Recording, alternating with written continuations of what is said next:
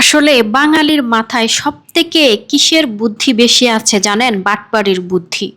এই যে দেখেন, মুরগি বিক্রি করতে গিয়েও মুরগির ওজন বাড়িয়ে দেখানোর জন্য ওয়েট মেশিনে আঙুল দিয়ে কিভাবে চাপ দিয়ে ধরে রেখেছে, পেছন থেকে যে কেউ দেখে ছবিটা তুলে ফেলেছিল।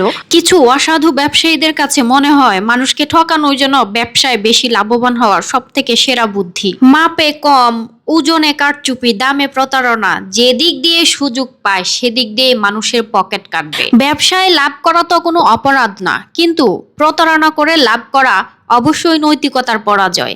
একজন ক্ষুধার্ত মানুষ তার কষ্টের টাকা দিয়ে খাবার কিনতে আসে, সেই টাকার সঙ্গে বাটপারি করা মানে শুধু টাকা নেওয়া নয়, একজন মানুষের অসহায়ত্বের সুযোগ নেওয়া। দেশে আইন আছে, বাজারের নিয়ম আছে, কিন্তু সবকিছুর আগে দরকার বিবেক।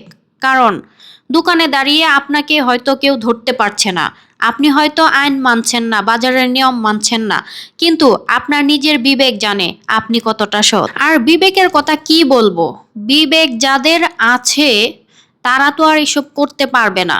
এরা আসলেই বিবেকহীন, বিচারহীন।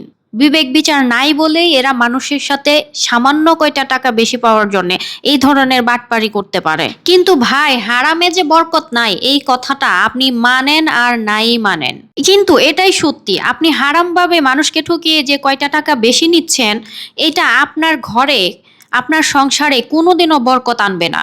এইটার জন্য আপনার জীবনে কোনো ধরনের মঙ্গল হবে না, বরং আপনি নিজেই নিজের বিবেকের কাছে, আপনার বিবেক যদি নাও থাকে কিন্তু আপনি আল্লাহর কাছে জীবন ধরে মৃত্যুর পরেও আপনি অপরাধী থাকবেন। আপনাকে একদিন বিচারের কাঠগড়ায় দাঁড়াতেই হবে। সেদিন কি করবেন? সেদিন কি জবাব দিবেন আল্লাহর কাছে?